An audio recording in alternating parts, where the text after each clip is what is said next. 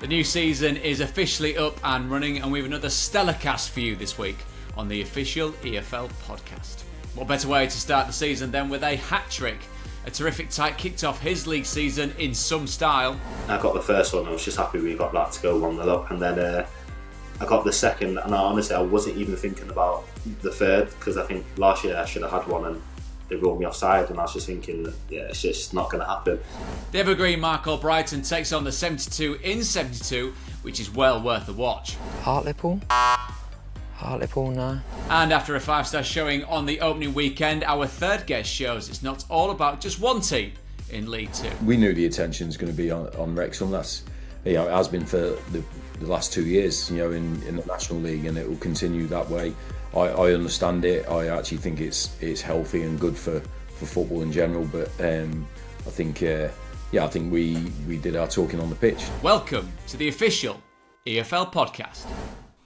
Goal scoring, of course, is the hardest job in football, and strikers are a very, very unique bunch. I'm glad to say that we've got a man here who knows all about finding the back of the net. 16 last season, 3 so far this season.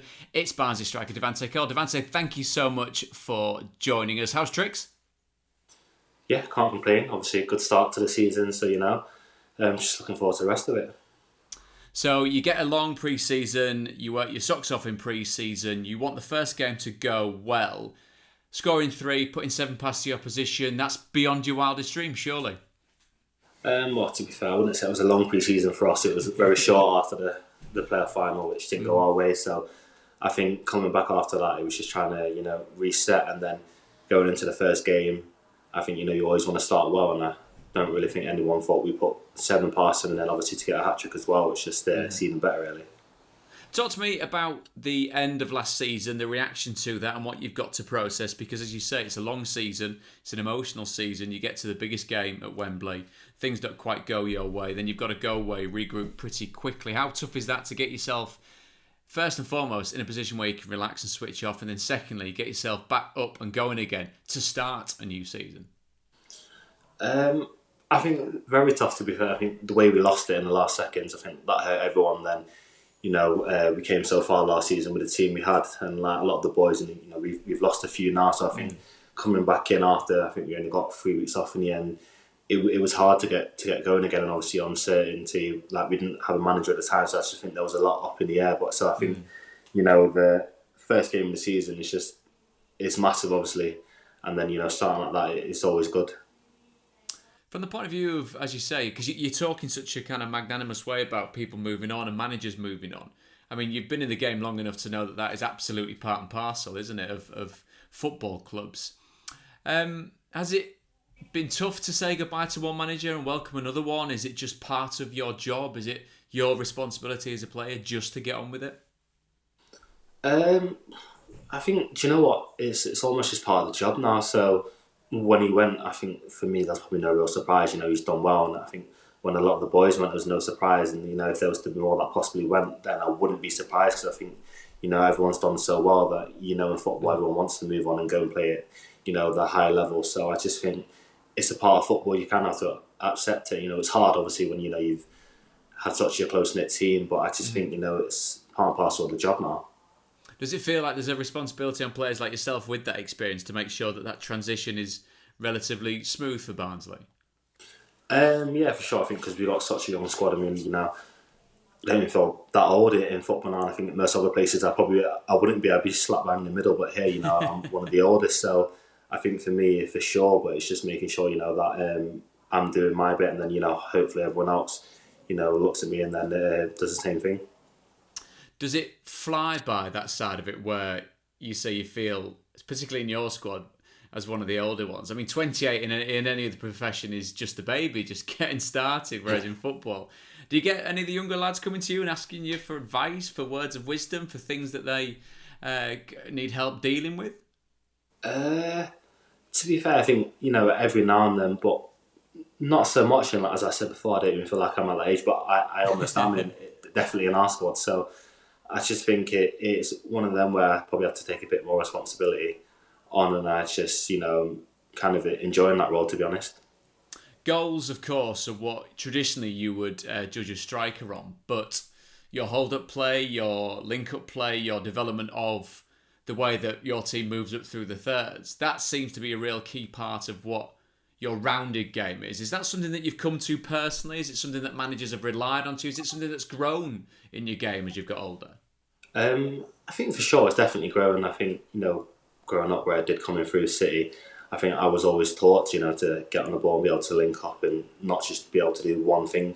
So, but I think definitely as I'm getting older now, I think it's, it's coming to me more and more, and it's something that I'm still learning. There's still a lot of things I can improve on, but I think, that's one of those things that's definitely getting better and better. You mentioned Manchester City. I mean, it's hard not to keep a keen eye on a team that wins the treble. But it's the development of that football club, what you've seen from inside of that football club. It looks like a pretty magical place. Is it a place you've got fond memories of from yesteryear? Yeah, I think I've got very good memories of it. I spent so long there, and a lot of the boys I played with there. So I just think seeing where they are now, it's amazing to see. And I think, Pep's taken them to another level. But I think when the money came in, it was always going to go that way because everything they had set up, the new training ground, which was amazing. I just think it was only going up. And I think the last few years, they've just proved that. If you experienced that very early on, does that create expectations that you carry with you throughout your career? Does it give you a nice comparison of, well, that's how that super club is run? A footballer's career can go to X, Y, Z, different places, different teams. And let's be honest, 99% of the teams that you walk into after Man City won't have the same facilities as Manchester City by virtue of the money involved. But so how does that set you up as a younger player moving through your career? Is it a case of that's half an eye on where you want to be, but an understanding that a broad footballing career takes in all different places, geographically and from a standard point of view? Yeah, 100%. I feel like, coming through City, it's almost like you strive for the best, so you always want to be at the best. It might not happen, but I think me going to different places kind of accepted that there's no one really going to be near City's level. I think, there's obviously all the teams in the Premiership now, 100%, the facility's going to be amazing. But I just think everywhere else you're going to have to accept that, it's not going to quite be at that level, but it's still going to be at a very good level. So I think for me, that was, when I first went on them when I was younger, I accepted that. So it's never been too hard to just, adjust to anything else. But I think now, everyone else is working on the facilities and it's getting better and better elsewhere. Talk to us about the mindset of a striker, about what is your process. Obviously, very regularly finding the back of the net. Is it something that comes naturally? Is it something that you've worked on? Is it something that you seek advice on? I think it's something that definitely comes naturally. I think definitely something I seek advice on as well. I think the assistant coach last year was very good with me, Martin Patterson, and John Stead's coming in. He's been good for me. So I think it's always helped me. Working with ex-strikers, you can ask them little bits, but then I think a lot of it comes naturally. It's just what I've always done. So I think it's working on that, and then them seeing little bits in my game I can improve on. And hopefully it's just take me to another level. And when you are in the midst of a game where you get a goal, the second one follows, is there a sense that the third's coming? Can you sniff it out? Is there it must be quite of a fine line between a little bit of desperation that you want a hat-trick, but also the acceptance that if the chance comes, then you'll be able to bury it. Yeah, do you know what's mad? I think this one, I got the first one, I was just happy we got that to go 1-0 up, and then I got the second, and honestly, I wasn't even thinking about the third, because I think last year I should have had one, and they ruled me offside, and I was just thinking, it's just not going to happen. And I wasn't offside, but then I think when I got it inside half, and I looked up and there was no one there, I was thinking, oh, it's on here. And then luckily, Cads left it for me for it to roll in. So I think after that, it was kind of just like, oh, I've done it. It didn't really sink into probably like when I got home, really.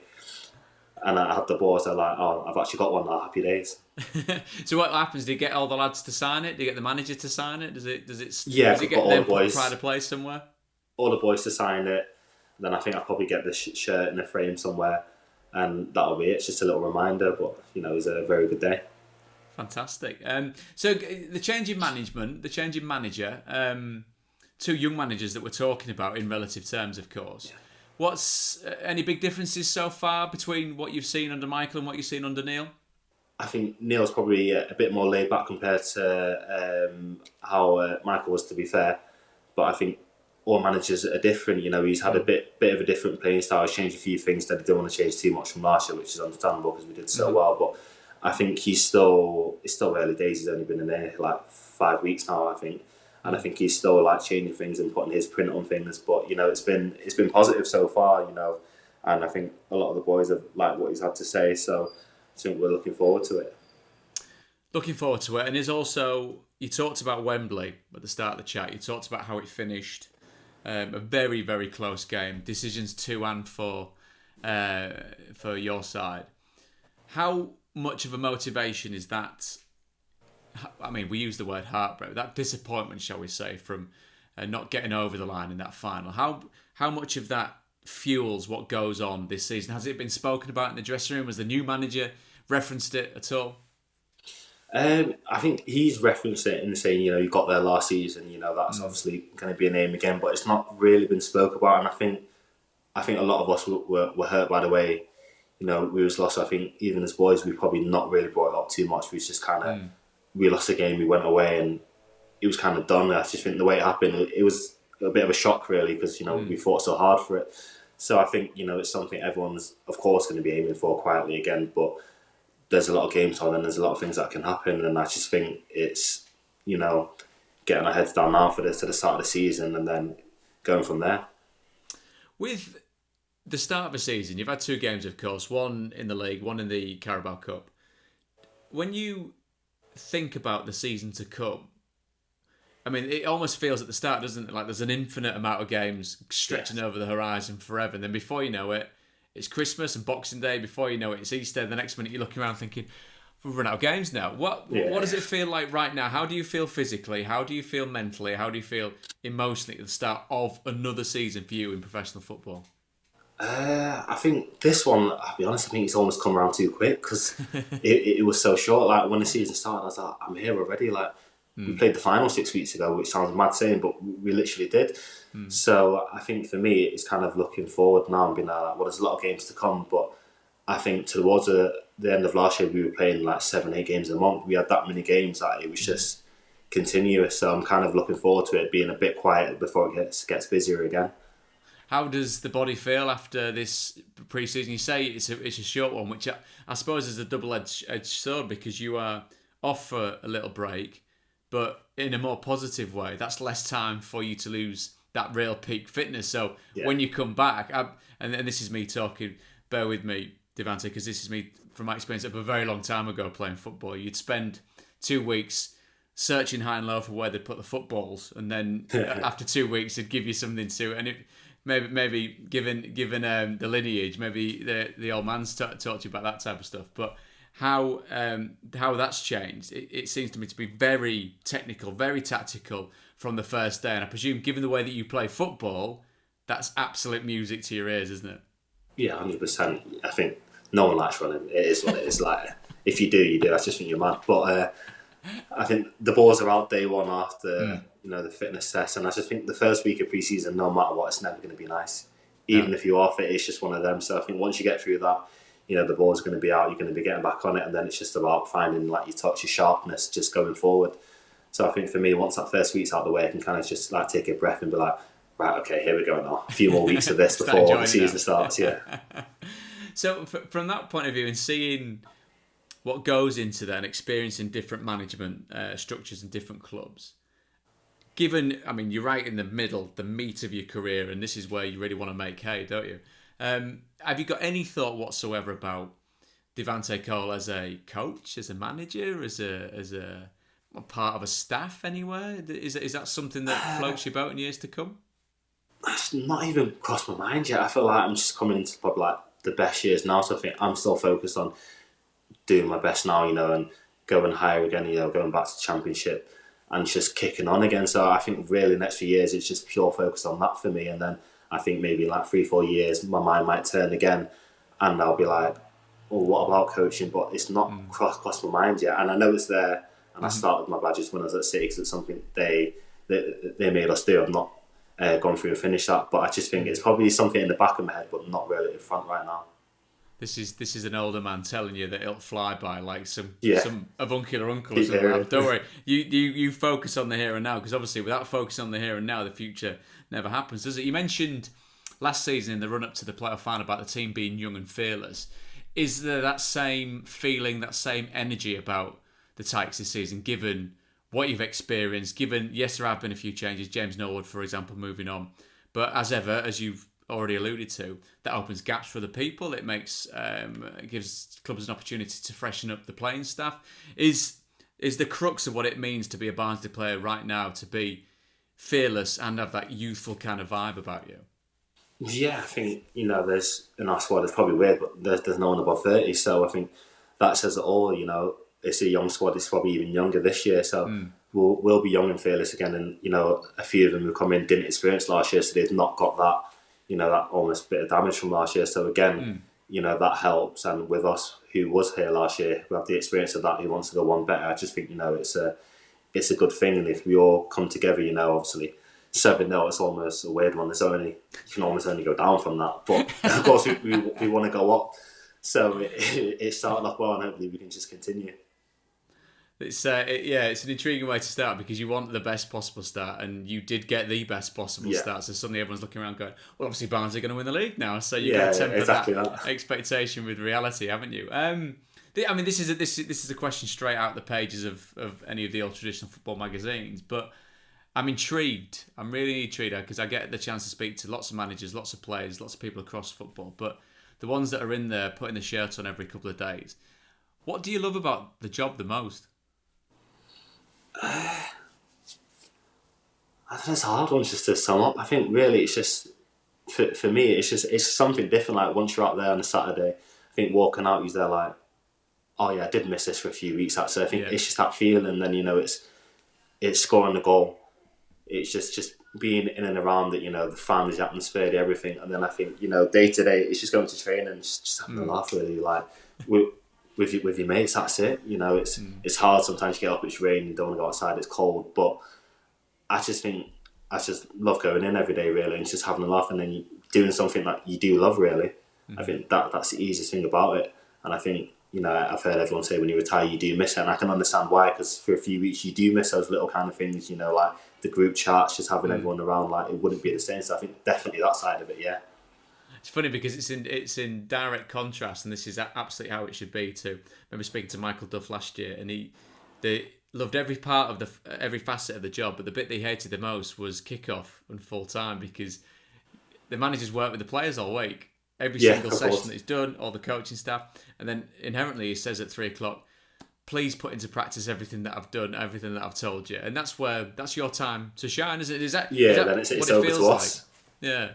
There's nothing you can do. You can't stop the session, blow the whistle. So I get that for sure, because he likes to cover everything, but then when you're on the pitch, it's down to you. You can do your own thing and almost ignore what he said. But I get that as a manager, it makes sense. So this season, personally, have you got any tallies that you're going after? Any any landmarks that you want to achieve? And also, as a group, as a collective, Barnsley, is it eyes very much firmly on the higher end of the division? Yeah, I think personally, I've always got my targets, and I kind of just keep them in house. But as a striker, I think it's probably not too dissimilar to any other striker. It's always going to be goals, because that's our job, what we're paid to do. But I think, as a team, I think it's going to be very much looking at, the top half, and, we know it won't just happen, we've got to put in the work, but it's got to be, being around it all season, then, we get to Christmas and see where we are. And from a former midfielder's point of view, asking a striker, is it an absolutely essential part of a striker's armoury that they enjoy being the centre of attention? I don't think it is, No. Not at all, because if I'm not centre of attention, it wouldn't bother me. I'd probably rather just slope away and just score my goals and it's done. So I think some people really enjoy it. I'm just one of them. Like if I am or if I'm not, it doesn't bother me. I just think you've got to be able to enjoy some part of it as a striker, because it is a selfish job, and sometimes you should probably pass when you shoot, but then if it goes in, then there's no complaint. So I think that side of it, you've got to enjoy what comes of it.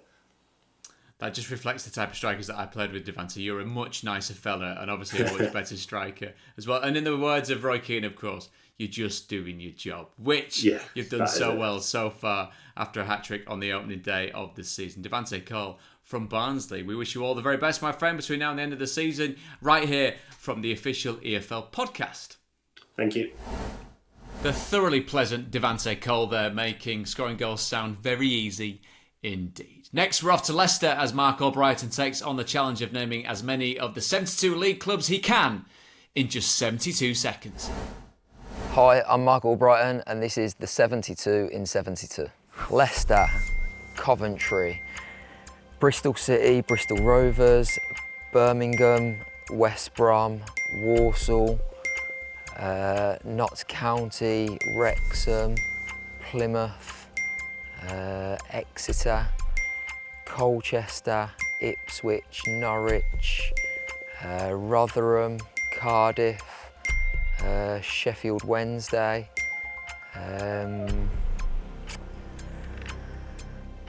where else? Preston, Bolton, Blackburn, Accrington Stanley,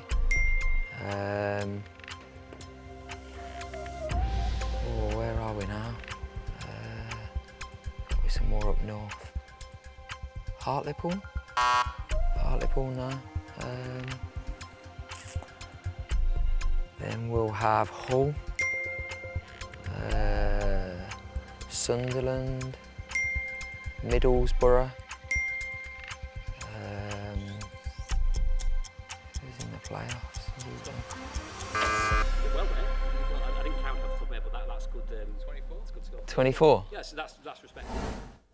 Very, very impressive there, I'm sure you'll agree. Setting the standard early on from Mark Albrighton. 24 out of the 72 clubs in 72 seconds. Okay, joining us now on the official EFL podcast after a busy opening few days of the brand new season, it's the MK Dons boss, Graham Alexander. Graham, thank you for joining us. A couple of games into the season, I bet you're glad to get going, are you?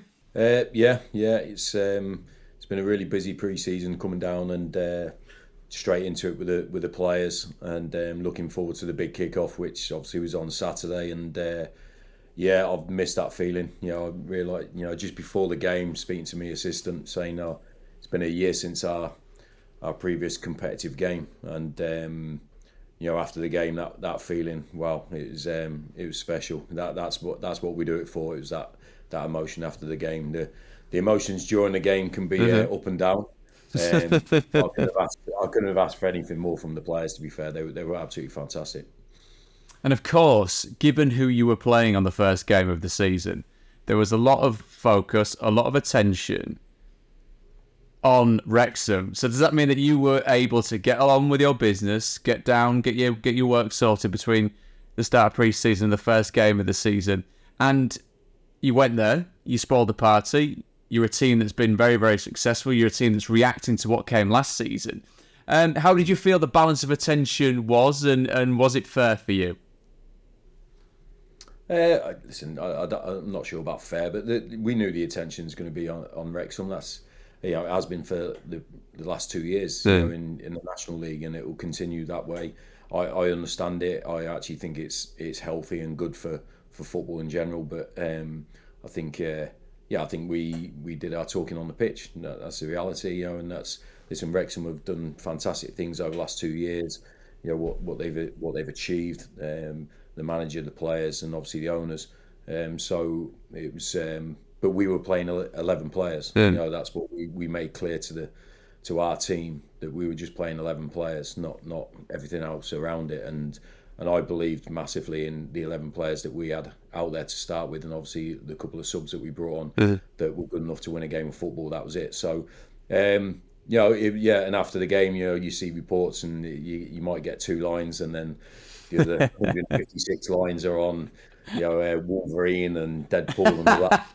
So, but look, it's how football's gone. It's an entertainment business, and the profile is massive, and we get the benefits of that sometimes. But the biggest thing for me would have been anyone being at the game, watching the game. Our players would have took massive credit from that because of what they did on the pitch, and ultimately, that's what football's about. It's about your credit for your performances, and my players perform to the maximum. And 3 points being the most important thing, as you say. If it's a couple of lines that ends with saying MK Dons won and scored 5 goals and got 3 points, that's all that matters. Speaking of 5 goals, looking at the game, reading your thoughts after the game, as I know managers do, it's nice to score 5. It absolutely bugs the life out of you that you've conceded 3 goals as well. And I can see it in your face now as you not that I'm trying to pull up old thoughts, but you spoke after the game about wanting to kill your players in pre-season, wanting to see how fit they were. They showed you that. They went again. They managed the game. What did you learn from them for that first competitive game? What did you learn about the players that you've got, and what's the work to do?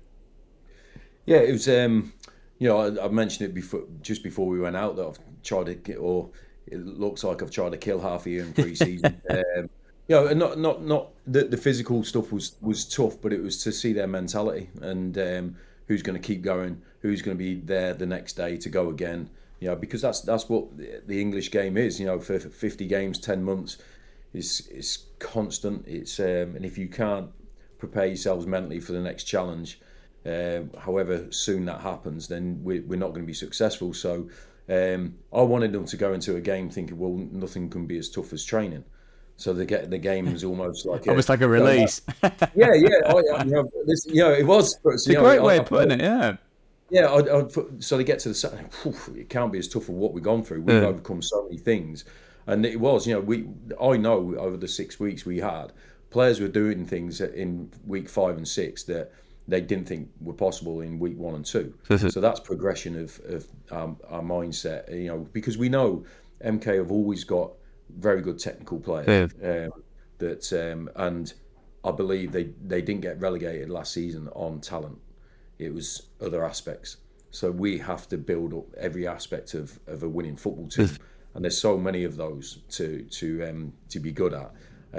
But I'm a big believer in the mind, overcoming so many hurdles. If the mind's not prepared to do it, forget about how fit you are and everything like that. So we asked them on day 1 of pre-season just to commit mentally to absolutely everything we put in front of them. Everything else will follow if you commit mentally, and they've done that. It hasn't been a smooth sort of journey. It's been bumps along the way in pre-season games and really days where they were on their last legs. But the result on Saturday justified in a small way, because we're looking for prolonged success, not just a one-off game. But it gave us an early indication that the players are capable of much more than what they maybe believe in themselves. And so we're trying to build up that confidence in themselves, really, that self-esteem, that will to win, that trust in each other, that will take us or take our talent to the maximum levels. So it was great to see, because and especially this year, we've seen it. It's been documented after the weekend, the amount of extra minutes that are being played. The 90-minute game is gone now. It's 100-minute plus. So we have to be prepared to not be shocked by added 12 minutes, added 13 minutes, this, that, the other. And we have to be physically prepared and mentally prepared to be able to keep playing and keep winning in those periods. So just on that note, Graham, when you mention that, because it's obviously very, very topical with what we've seen from the opening weekend, and obviously we heard a lot from the likes of Pep Guardiola talking about the Community Shield.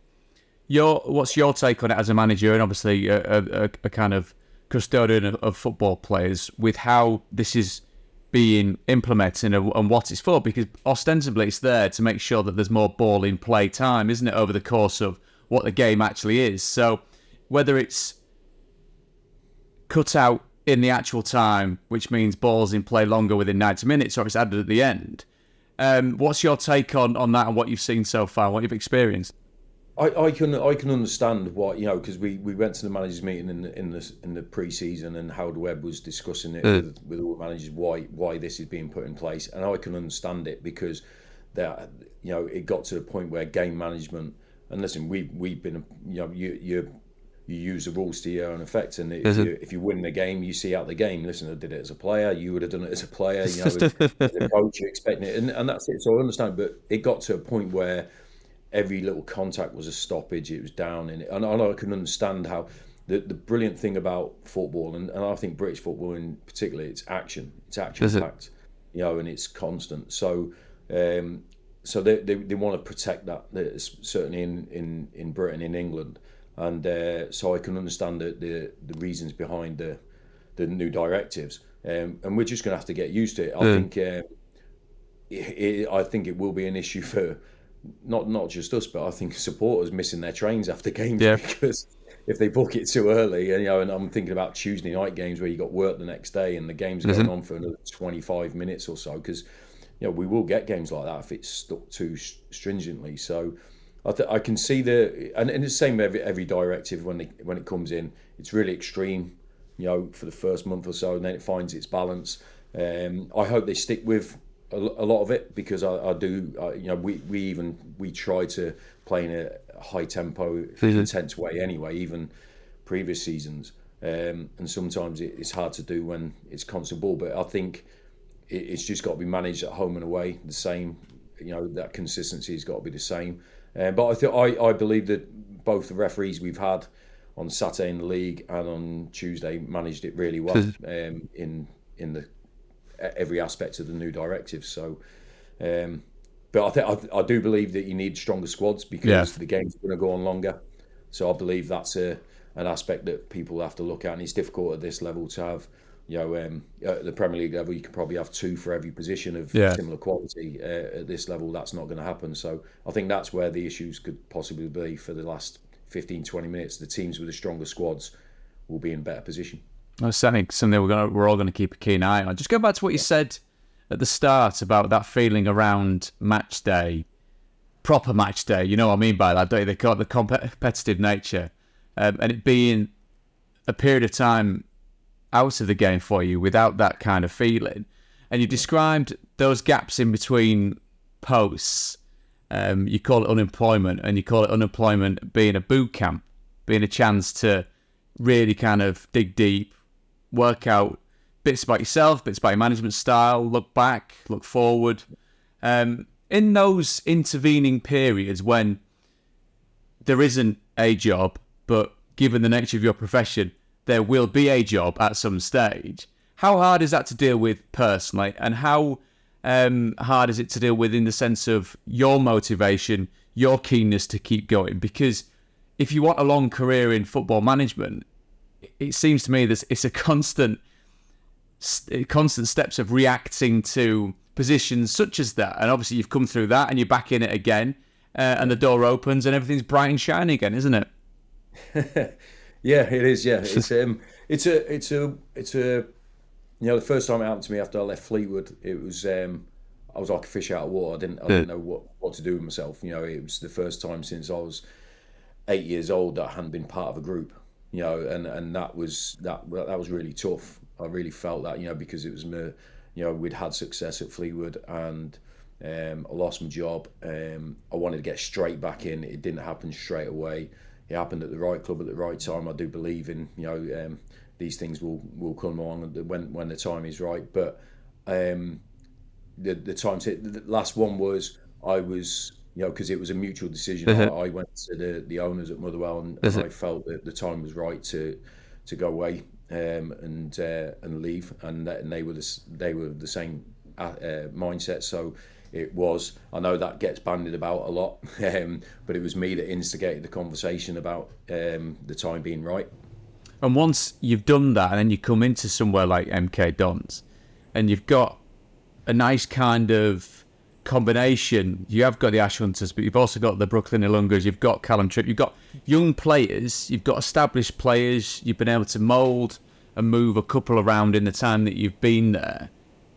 When you do come out of a club and you do need that bit of decompression to go back in again to work with these players, specifically the squad that you've got now, that mixture, does that reinvigorate you once again when you see that effervescence of youth and you see those young players fighting and dying to make it as pros and giving you everything on a match day? Yeah, definitely. It's look, the enjoyment you get I believe as a coach is winning is nothing beats that feeling. You know, it's something that's stuck with me every day of my life, basically, about winning, competing. But players forming their careers, players achieving more than what they maybe believed they could, making progress, and that's where you get that sort of emotional sort of payback. Because ultimately we were those young players once, and someone believed in us, someone gave us the opportunity, someone guided us to have football careers, and we all need them along the way. And part of the responsibility as a coach is to give those opportunities, open those doors for these types of players. But it's really strange because there's a lot of data at MK. You know, when I spoke to Liam Sweeten, when I was being interviewed for the role, that I had so much data, not just on the players on team, but also on me as a manager. And I was like, "All right, that's interesting. What does that look like?" So it was great. But he said, I had a real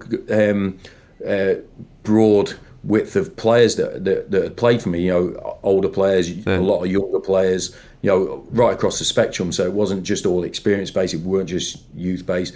And that's how I sort of do manage. I don't look at a player's date of birth. I don't think being a 32-year-old makes you experienced, because that experience could be bad experience, it could be negative experience, and obviously, and you could be a really immature 32-year-old that mess about. But then you can get a 21-year-old who's got intelligent, knows the game, makes the right decisions. So I don't judge people on their age. Listen, I was the last person. I played at 19 and I played at 39. And the one thing I fought against was someone judging me by my age. So I'm not going to turn into a coach and then do that as well.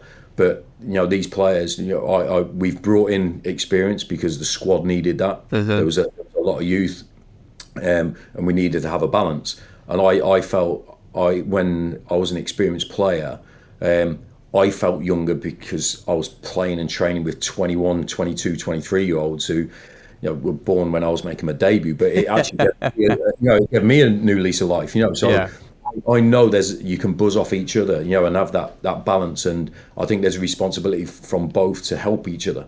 So there's a responsibility from the experienced guys to support these younger boys coming through and give them the benefit of their knowledge. But there's also a responsibility on the younger players to push those experienced ones as hard as possible for the shirt, and grab it off them, because I think that will make our experienced players better. So it is good. We last week, Phoenix Schultz, young player that's still in the youth team, made his league debut at Wrexham. Massive game. He comes on, and honestly, he joined us in pre-season training due to an injury to another young player. And then we just grabbed him because we've brought everyone together. So the academy trained on a pitch just across from us at the same time, and we brought him across. Loved his attitude, loved his approach, and he's been with us every day. And now he just made his league debut on Saturday in a massive game. So and then presenting him with his shirt in the change room on Monday with the rest of the squad. These are moments that I've missed over the last year, and they're brilliant because they stay with you for years, and hopefully they will for guys like Phoenix. You can see the energy and you can see the excitement in your face when you're talking, and it's amazing to see. And it just made me think when you were talking about judging players on date of birth. I mean, as an example goes of what not to do or how not to do that with a player, that's purely your experience, isn't it? I remember playing against you at various points over the course of your career, and it was like not quite Benjamin Button, but there was an ageless quality to the way that you went about it, and peaking, if you like, as you got older, and that example that you can set to the players that you may be right here, right now at MK Dons in this particular division, in this part of the EFL pyramid, but ability combined with hard work and that mentality that you spoke about before can get you to the Premier League, can get you to the highest level, can get you to international football, can't it? Yeah, I think that's what's given me the sort of the belief and the confidence that you can achieve whatever you want to do, and my career, my playing career in particular, it only gets started at 27, 28, as in success at a higher level. I played for 8-9 years in the lower two divisions, joined the right club at the right time with the right manager, with the right motivation for myself to improve, and I know when people ask me a question, you know, oh, how many Scotland caps did you get? And I'll say, I know what happens, right? I say 40, and they always repeat it back to me like, what? Like 40? You know, because it's like, you know, because I didn't make my Scotland debut till I was 30 years old. Yeah. I played for the next 7 years for Scotland, played 40 times, and it always gets repeated back to me. And then I made my Premier League debut at 37. So it's staggering, you know, isn't it? yeah, it's, because everything happened from, but I knew what I could only get out what I put into it. And in my 20s, my early 20s, I thought I know there was a spell where I just thought it would happen, and I didn't push it as hard enough. And then when I understood what football was really about and what you had to do, then I was a bit of a maniac at times, I think, in my 30s. You know, I had heard that as well, but I didn't want to mention it. Yeah, but you know, you know, I remember managers asking me how I felt at 37 on Monday morning, and I was overtime. I was like, absolutely brilliant. I could play a game right now. Only one answer to that. I'm fine. Yep, go on, leave me alone. Yeah, but I went the other extreme. I went absolutely brilliant. I could play again right now. You know what I mean? They need to know my mentality was like, yeah, I can do anything you put in front of me, and I want to try and give players that sort of benefit of my experience, and I do believe it's within a lot of people. I wasn't unique in that scenario, but I had things happen at the right time to give me extra motivation, inspiration, and stuff like that. So we try to find that in every player, and because I want them to get to the end of the career. I know there's manager or coach at the time. I was like flipping, but when I look back now, the respect I have for them, for how they pushed me and molded me, is tenfold, and I want to be that person for players now. You know, that I'll be honest with them, I'll push them, I'll stretch them to their maximum, but hopefully in 5 years' time they look back and go, well, we were successful at that time, and now I'm at this level where I've done this. I want to be part of that journey for these players and the clubs. You know, I take that on with all the 4 clubs I've managed previously. We've had successful teams at all 4. And I know there's players still contacting me from 10 years ago, and you know, still connected with us because of the success and because success together. And that's what we want to create, those memories and times. And I'll still believe, like my playing career, that I can get to the levels that I did as a player. I just have to keep winning as often as possible, learn, improve, and try and take advantage of any opportunities that come along. But I know that whenever I'm at a club, I was as a player, that I'm 100% fully committed to making that club better, either as a player or as a manager. And I think the more people I can have around me to do that, you know, the staff are so important to us. My assistant, Chris Lequet, who's been with me for 10 years, massive part of that as well, because he had a similar sort of trajectory as a player as well. You know, he made his Premier League debut at 35. After playing, so you know, we're sort of. I hope we're a sort of a living embodiment of what potentially you're capable of as a player. Because I wouldn't say we were particularly especially talented players, but I would say we maximised everything we had within ourselves, and we just want players to do that. If you do that, you're giving yourself the best chance. So let's turn it back to what we've seen already so far. We've had a league game. We've had the Carabao Cup, of course, last night. Moving on from the disappointment of that and what you've seen so far from your team. Tranmere at home, first league home game of the season. Where you are now, the expectation of a club that's come from the division above. I'm not asking you to tell me exactly where you're going to finish, and I'm sure you're ambitious enough to be as high up the table as possible. Is the pressure on MK Dons to be up there come the end of the season in that fighting chance of promotion? I hope so. I hope so. I think we have to. If the expectation or the pressure isn't on us, that means outside people don't think we're good enough. Is it? And I want people to think we're good enough. So we have to hope there's expectation and pressure, because that means that people are looking at what we are as a group of people, a group of players and staff, and believe that we're capable of winning. We have to believe it inside ourselves, and we have to keep driving those levels and standards and expectations up within ourselves. You know, it's, you know, if I look back at my last club at Motherwell, we you know, the expectation was to stay in the SBL. You know, get them out of the relegation. When we first got there in January, keep winning the league, and then the next season was don't be in a relegation battle. And at the end of that season, we'd won the third most points over 18 months. We'd got them into Europe. We'd finished 5th. So that was from within. That was no one outside putting pressure on us to achieve those things. That was what we created as a group of people, players and staff, to actually stretch what anyone else would expect of us. And so outside expectancy doesn't really change our approach to our work. You know, it's we expect to have the will to win, and we ask ourselves a question before every single game: can we win this game? And the answer has to be yes. But then we have to understand why we can win that game, and then put that into action. So, but a team that's come down from a level above, and I don't want people to think that we should be at the top because we've got a lovely stadium. You know what I mean?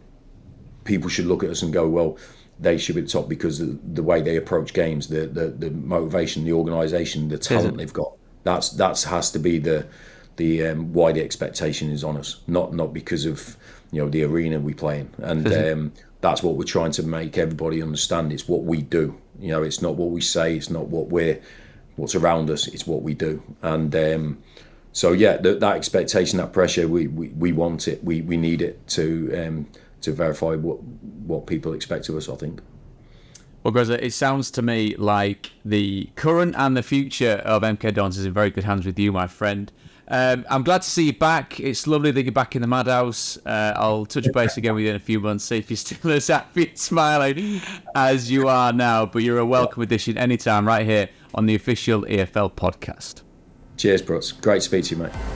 So that's it for this week. A big thank you to Graham Alexander, Devante Cole and Mark Albrighton for joining us right here. As always, if you've enjoyed it, then please do give us a 5-star rating, press the follow button and share on all of your socials. If you'd like to get in touch, our email address is podcast@efl.com. Listen, that's podcast@efl.com. My name's David Prutton, and I'll see you same time next week for another episode of the official EFL podcast.